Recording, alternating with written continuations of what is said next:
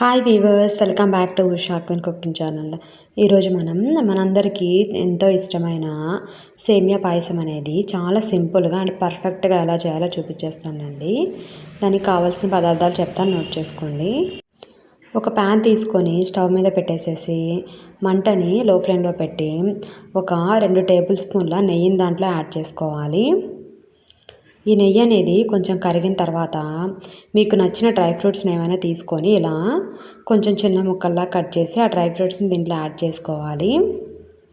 ఈ dry fruits అనేవి light brown కలర్లోకి చేంజ్ అయ్యే వరకు ఇలా బాగా ఫ్రై చేసుకోవాలండి. మంటను లో ఫ్లేమ్లో పెట్టి ఫ్రై చేసుకుంటేనే బాగా ఫ్రై అవుతాయి అండ్ టేస్ట్ కూడా చాలా బాగుంటాయి అన్నమాట. చూడండి, ఇలా బాగా ఫ్రై అవ్వాలి.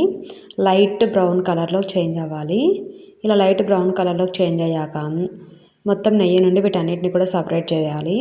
తర్వాత అదే నెయ్యిలో 1 కప్పు సేమియాని యాడ్ చేసుకొని ఈ సేమియాని కూడా ఒక 2 మినిట్స్ పాటు బాగా ఫ్రై చేసుకోవాలి. ఈ సేమియా అనేది లైట్ బ్రౌన్ కలర్లోకి చేంజ్ అయ్యే వరకు బాగా ఫ్రై చేసుకోవాలి. చూడండి, ఇలా బాగా ఫ్రై చేసుకోవాలి. తర్వాత దీన్ని ఇలా పక్కన పెట్టేసేసుకొని ఒక మందపాటి గిన్నె ఏదైనా తీసుకొని దాన్ని స్టవ్ మీద పెట్టేసేసి మంటని మీడియం ఫ్లేమ్లో పెట్టాలి.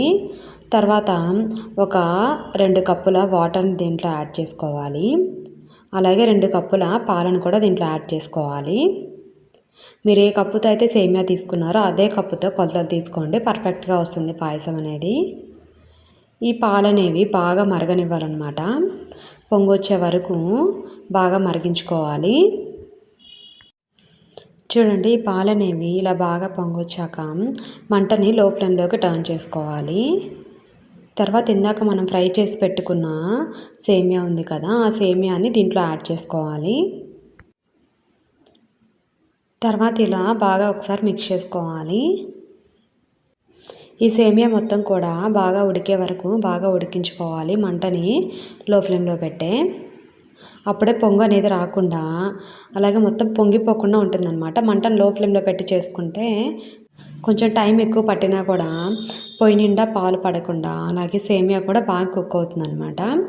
అందుకని ఇలా పొంగు రాకుండా ఉండాలంటే మంటను లో ఫ్లేమ్లో పెట్టి చేసుకుంటే సరిపోతుంది. చూడండి, ఇలా బాగా పొంగు వచ్చేసి బాగా ఉడకాలన్నమాట ఈ సేమియా మొత్తం కూడా. చూడండి, సేమియా మొత్తం కూడా ఇలా సాఫ్ట్గా కుక్ అవ్వాలి. ఇలా బాగా కుక్ అయిన తర్వాత మనము ఏ కప్పుతో అయితే సేమియా తీసుకున్నామో అదే కప్పుతో 1 కప్పు షుగర్ని దీంట్లో యాడ్ చేసుకోవాలి. స్వీట్ కొంచెం ఎక్కువ తినేవాళ్ళు ఇంకొక 1/2 కప్ యాడ్ చేసుకోండి. తర్వాత ఇలా బాగా మిక్స్ చేసుకొని ఈ షుగర్ మొత్తం కరిగే వరకు బాగా ఉడికించుకోవాలి. తర్వాత ఒక 4 ఇలాచీని ఇలా మెత్తగా పొడి చేసి దాన్ని యాడ్ చేసుకోవాలి. తర్వాత ఇందాక మనం ఫ్రై చేసి పెట్టుకున్న డ్రై ఫ్రూట్స్ని దీంట్లో యాడ్ చేసుకొని ఈ మొత్తం కూడా ఒకసారి కలిసేలాగా బాగా మిక్స్ చేసుకోవాలి.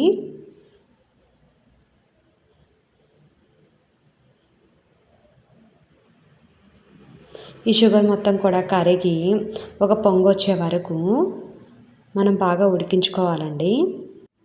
చూడండి, ఇలా బాగా పొంగు రావాలన్నమాట.